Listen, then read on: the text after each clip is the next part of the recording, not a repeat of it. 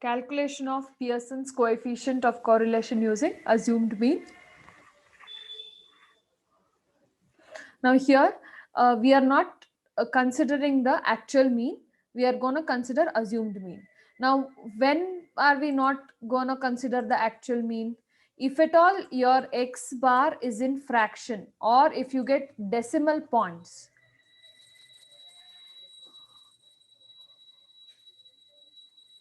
in that scenario we are going to use the assumed mean, that is a. Okay, we are not going to use the x bar directly, we are going to use a. Okay, so in that case we'll be finding out the r, or that is the correlation coefficient.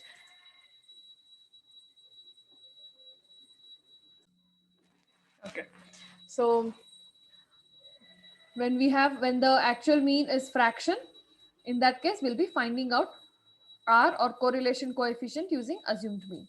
Now the formula is in two forms. Form number one is the similar formula like the previous problem what we solved, where we had n summation xy minus summation x into summation y whole divided by square root of n into summation x square minus summation x whole square.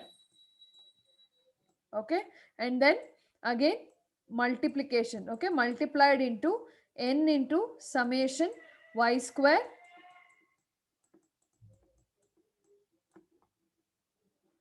minus summation y whole square.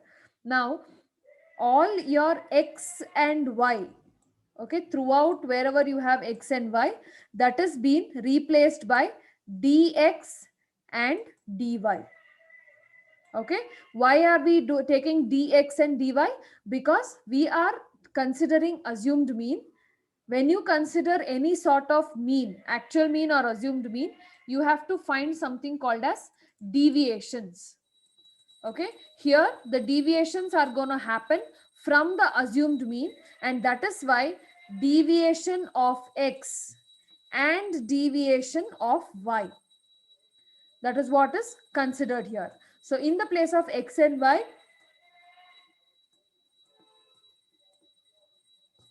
everywhere you are supposed to replace it with dx and dy. Now let us read the formula. R is equal to n into sigma dx dy. If you see here, n into sigma xy, that is sigma dx dy minus sigma dx into sigma dy. So that was sigma x and sigma y. Now it is replaced with sigma dx and sigma dy. Whole divided by square root of n into sigma dx square, same thing, minus sigma dx whole square, again same thing. Then on to the other part also, n into sigma dy square minus sigma dy the whole square. Okay, so these are the parts, or these are the major things that we are supposed to know in the formula. Okay, so this is the first form of the formula. This is the first form. Now in the second form, the same formula, what they have done is they have divided the whole formula by n. Okay, so they have divided the formula by n. So if you see, the n here,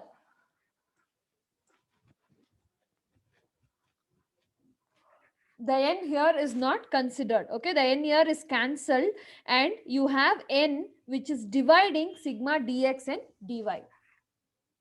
Okay, so they've just divided the whole formula by n. So sigma dx dy minus sigma dx into sigma dy by n whole divided by square root of n into sigma dx square minus sigma dx whole square by n into sigma dy square minus sigma dy whole square by n. Okay, so this is the second part of the formula.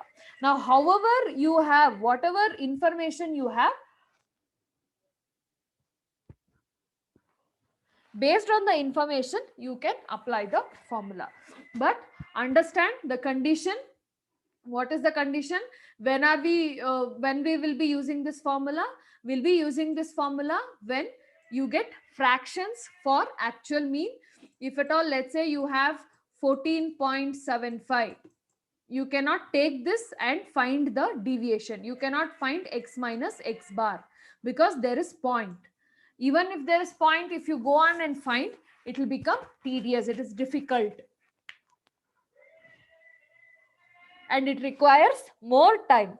Now, what we are solving is all quite easy problems, but in research methodologies or in research papers, they will widely use correlation and regression only. So in such cases, the data will be very huge, and those times you cannot use the actual mean with the points, because a slight difference will also change the end resultant.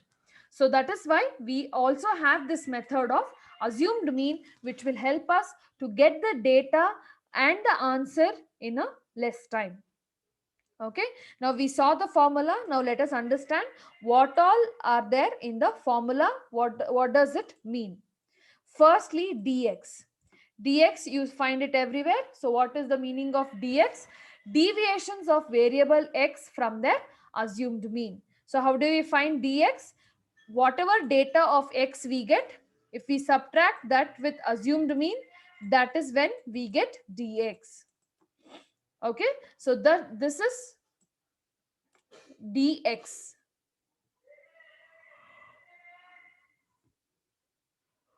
And you know what is a? A is assumed mean.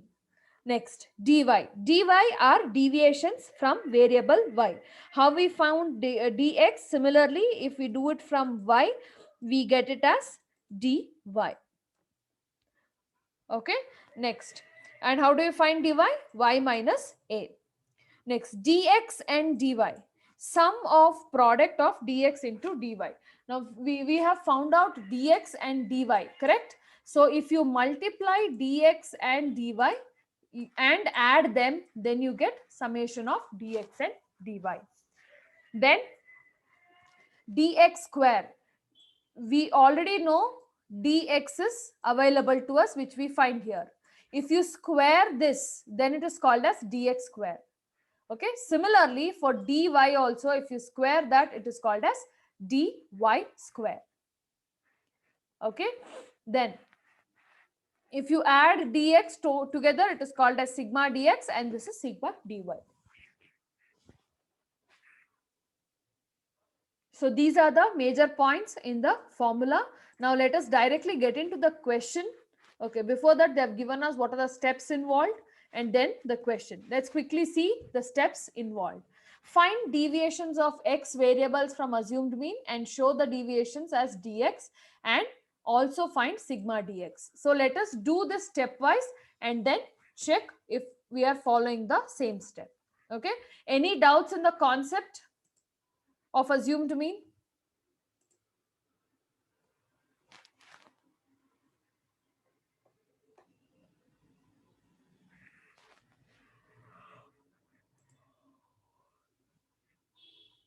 I want everyone to reply. Did you all understand?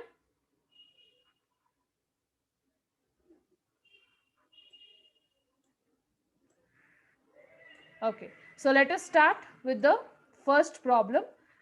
Okay, by solving the problem, let us understand what are the steps required. From the following data, calculate coefficient of correlation and interpret the value. See, in correlation and regression, if they ask the question to, if they ask you to interpret or not, it is your duty to interpret the data. It is your duty to analyze the data, saying, see, this is the correlation coefficient and this is what it means. It is compulsory for everybody to interpret or analyze the answer, whatever you have got at the end. So from the following data, calculate the coefficient of correlation and interpret the value. They have given us the value of x and the value of y. So from this data, now let us do one thing. Let us find the normal mean for this data first. Okay, now add all the data. Everybody take calculators, add all the data, that is all the value of x. 38 plus 40 plus 42 plus 44 plus 44 plus 45, 46, 48, 50. Okay, say me what is the value of sigma x?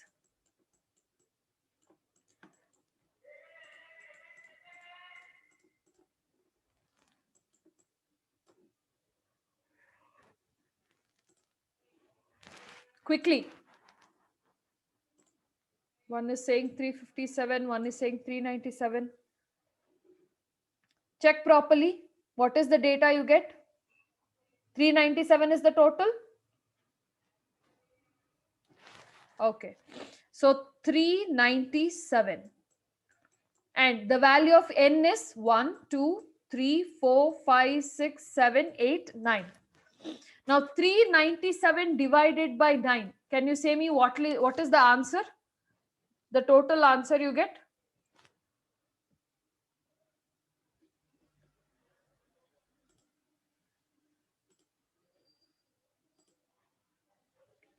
.44 .11111 and it just goes on. 1 goes on. Okay. And let us also find y bar. Sigma y by n. Can you add all the data of y quickly?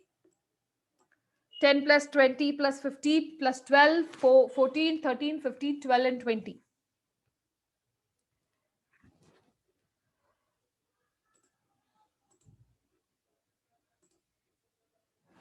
131. Okay. 131. So 131 divided by 9. How much do you get? 14.555. Okay, 5 keeps repeating. It's a recurring decimal. 14.5555. Now, in our usual problems, good. Now in our usual problems, if at all we get 14.11 11111, it goes on. Okay, these are called recurring decimals. These numbers just keeps repeating. And here also 14.5555 keeps repeating until the last number, which may be 5, 6 or something. Now if you have the fractions or decimals like this, we will not be able to find the deviations. Why will not be able to find the deviations? Say for example, here x minus 44.1111 we take. So everywhere you get point. Everywhere you get point. Again, when you square this, let's say you get 6.12. Again, if you square, you get point here. Again, when you multiply, you will get point here. So this points together will just complicate the procedure of solving the problem. So that is the main case, or that is why we don't solve this problem using the actual mean. Okay, this is actual mean. When you use the formula sigma x by n or y by n,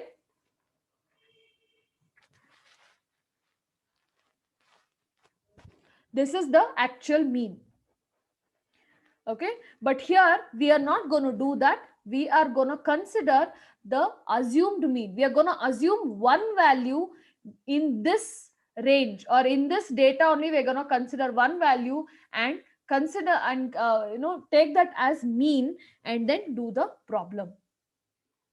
Okay, so I hope you all understood why we are using this method, because in this correlation and regression problems, nowhere they will give you have to use assumed mean method or you have to use this method, that method. No, you only have to analyze the question, understand the question and check which type or which formula is supposed to be used. Okay, now let us go to the problem. Firstly, heading computation of Karl-Pearson's correlation coefficient. This is very, very important for us to write the heading. Then we copy down the data of x and the data of y from the question. Then moving on further, firstly we have to find out the deviations from x as well as deviations from y. This is what we are supposed to find out. Okay, so deviations from x and deviations from y. So for that we require assumed mean. Correct. Now in this x and y, we have 9 data in total. So can we find the middle number in x? So if you see, I can leave 4 data above and I can also leave 4 data below, and I will consider this number 44 as the assumed mean. This is much better and safer option. You can use any number from the series. You can take 38, you can take 50, you can take 46, 44, 42, 48 again here. You can take any number. But to have the uniformity in the answer, I'm just taking the central number of the series as assumed mean. Okay, so I'm going to take this as assumed mean.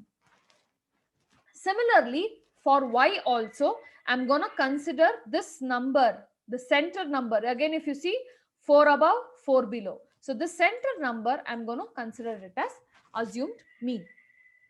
Okay, so I got the assumed mean for x and I also recognize the assumed mean for y.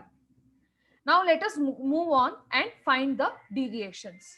So dx is nothing but x minus 44. 44 is the assumed mean. So 38 minus 44 will give us minus 6. Just a second. Yeah, 38 minus 44. The smaller number is in the front, right? So 38 minus 44 will give you minus 6. Then 40 minus 44 is minus 4. Then minus 2. Then 44 minus 44 is 0. Again, there is a 0.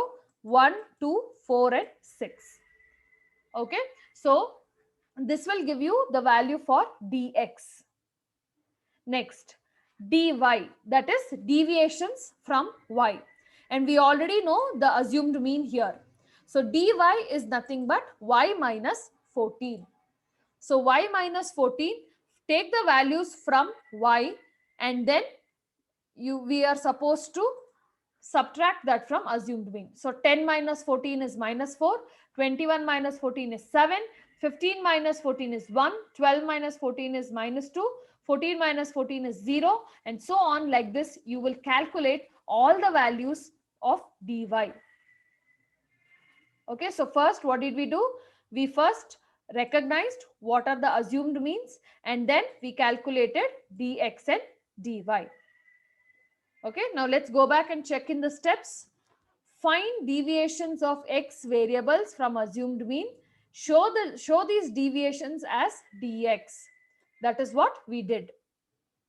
Similarly, find deviations from y series from an assumed mean and show these deviations as dy and find sigma dx and dy. We will do this. Okay, so we found the deviation of x, we found the deviation of y.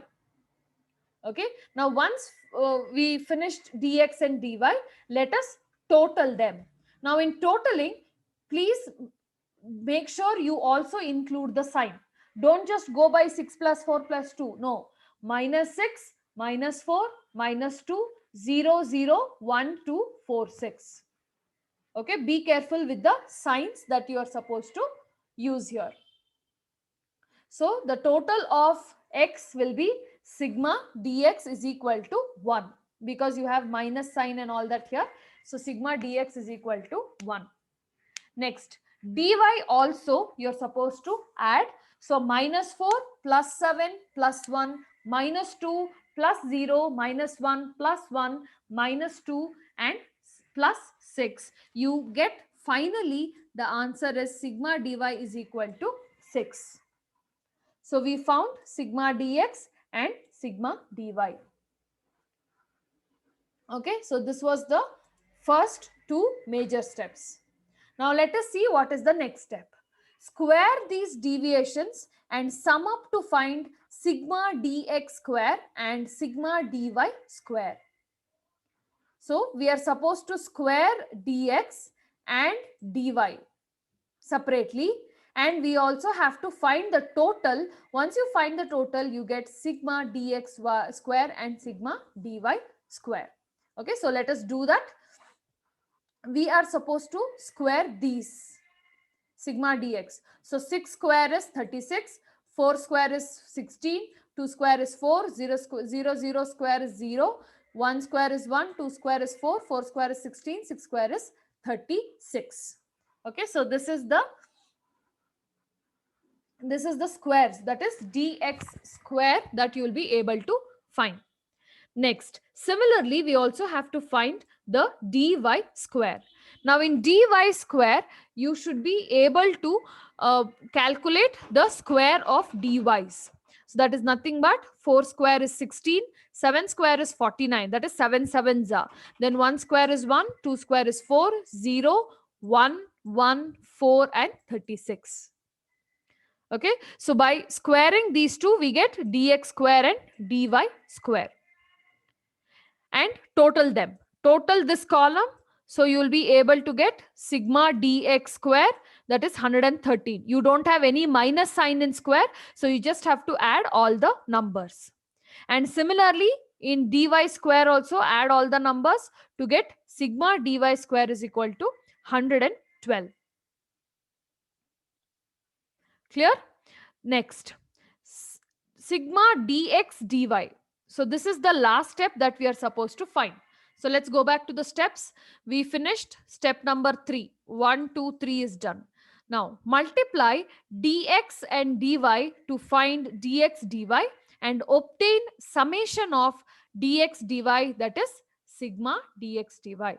So we have to multiply this dx and dy here to get this value. And finally, you have to substitute the values in the formula and solve them. So let us quickly find out the multiplication, that is dx into dy. Okay, so sigma dx, which is given here, and dy, which is there. Let us find the multiplication, or let us multiply these two columns. Okay. Yeah. So minus 6 into minus 4. 6 fours are 24. Minus into minus is plus. Then minus 4 into 7. 4 sevens are 28. 2 ones are 2. 0 into any number is 0. Again 0. Then 1 into minus 1 is minus 1. 2 ones are 2. 4 twos are 8. But it is minus 8 because it is minus 2. 6 6 are 36. So we multiplied dx into dy to find the value of dx dy. Now add all the values here to get sigma dx dy.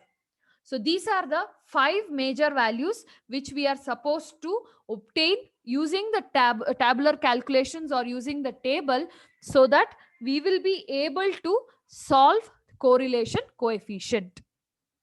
Okay, did you all understand the tabular calculations? Any doubts until here?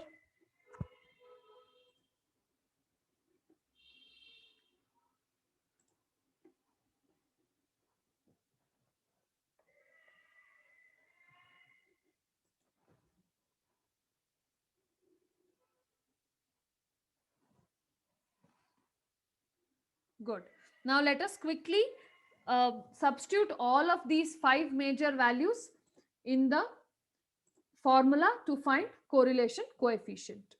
Okay, so moving on further, R is equal to n into sigma dx dy minus sigma dx into sigma dy whole divided by n into sigma dx square minus sigma dx whole square root of n into sigma dx dy square minus sigma dy whole square.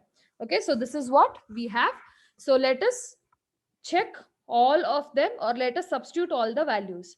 Firstly, we know the value of n is 9. Now how do you find the value of n? So you have 9 data here. See, if you see here, let me change it to pointer. Okay, 1 2 3 4 5 6 7 8 9. Okay, so we have 9 data. So this is n is equal to 9. And then sigma dx is 1, sigma dy is 6, sigma dx square is 113, sigma dy square is 112, sigma dx dy is 23. Okay, so we are going to use all of these 5 values in the formula. Now coming to the formula, first write the formula. Writing formula is very, very important. It is must. Okay, it is compulsory to write the formula in every problem. Now moving on further, let us substitute. N is equal to 9, sigma dx dy is 23, sigma dx is 1, sigma dy is 6. Okay, so 1 into 6 whole divided by square root of 9 into sigma dx square is 113, sigma dx is 1 again. So if you see here, 1 sigma dx is 1 square. Then again square root of n is 9, sigma dy square is 112 and sigma dy is 6. 6 square. Square you should not forget. Now let us simplify. 9 into 23, 207. 6 ones are 6. Whole divided by square root of 9 into 113 is 1017 minus 1 square is 1. Then again square root of 9 into 112 is 1008 minus 6 square is 36. Okay, 6 6 are 36. Next step, 207 minus 6 will give me 201. Okay, that will be the numerator. In the denominator you have square root of 1016. How did I get that? 1017 minus 1 is 1016. Then 1008 minus 36 will give you 972. Okay, and again I'm repeating like yesterday. First do the subtraction and then take the square root. Please do not take the square root before subtracting. Square roots has to be taken on only one number. You cannot have more than one number under square root before taking the actual answer. Okay, so square root of 1016 is nothing but 31.8747 and square root of 972 is 31.177. Okay, so we have got the square root answers. Now multiply this both numbers, you get 993.7575. Divide these two, 201 by 993. The total R value that you get here is going to be 0.2022. Okay, 0.2022. Now once we get the R value, I already told you, even if they ask in the question or do not ask in the question, you have to interpret the solution or interpret this R value. How do we interpret? We will be using our timeline as usual. Here will be +1 and -1. This is a plus value. So in the center you have 0 and we have two other benchmark, 0.25 and 0.75. Now where do you think 0.20 comes? 0.20 is even less than 0.25. Correct? It comes somewhere over here. 0.2022, which means it is in this range of the timeline. So this range of timeline is called as low range. Okay, so this range of timeline is called as low range, and since it is a positive number, it is positive correlation. So it is a low degree positive correlation between variables x and y. They forgot to put that x and y, between the variables x and y. So this is how you get. So throughout this chapter, no matter what you try to do, you will be finding correlation coefficient.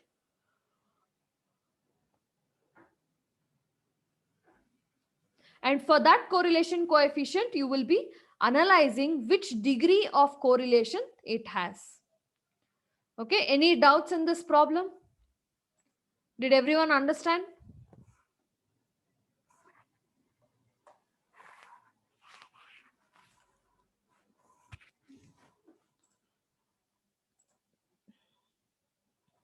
Okay, then let's go to the next problem. One more similar problem. Okay, here they have given us cost and sales. Instead of X and Y, they have given us cost and sales. So we are supposed to understand that and then do the problem. Okay, so cost, let us consider cost to be X and sales to be Y. Okay, so calculate the coefficient of correlation for this data. Now I want you people to try this problem. Okay, I want you people to try this problem. Firstly, before trying the problem, everywhere calculate the actual mean. Find out the X bar for this. Now calculate the actual mean for X. Say me the answer now. I'll give you a minute.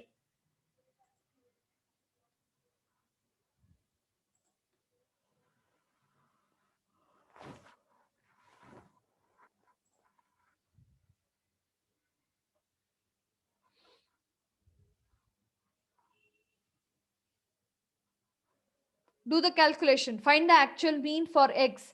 Add all the values of X and divide it by N. What is N here? 650 is the total.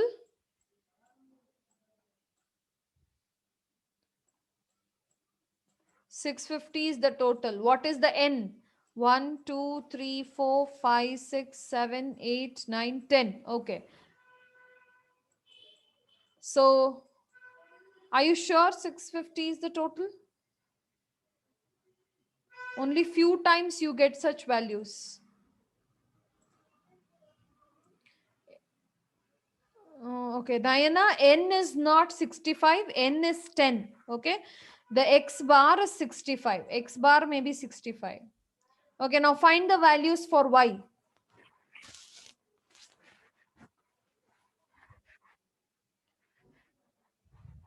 Calculate Y bar.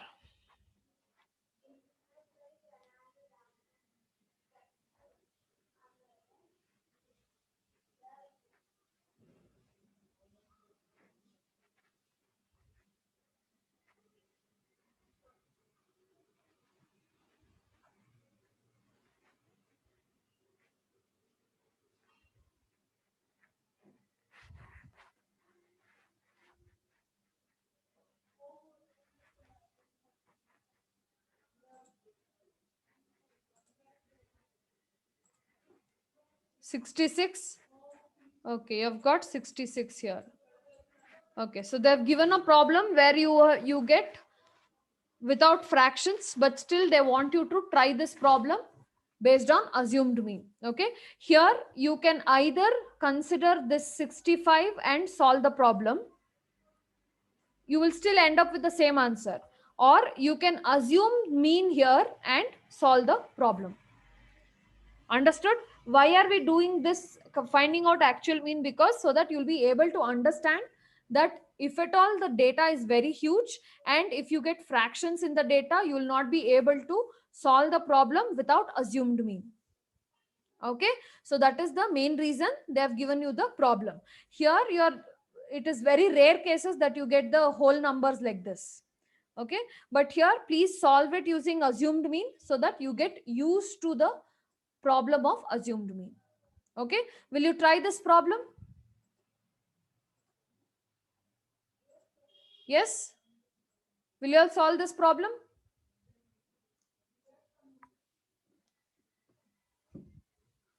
Use assumed mean method. Don't go for actual mean here. Use assumed mean. I want you to understand the assumed mean formula and the procedure. Okay, now the assumed mean which they have taken, see, you can take any number. As I told you, you can either take the central value. So since it is 10 numbers, you can take 82, 75. They have taken 65. They have taken 65 and here they have taken 58. You can take any value from the series or you can take the central value.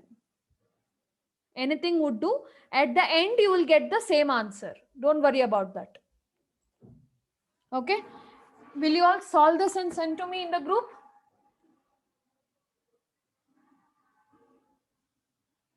See, every problem, as I told you, you have to interpret. The final answer lies in the interpretation after finding R. So solve this completely and send it to me before 2 o'clock. Okay, send it to me before 2 o'clock.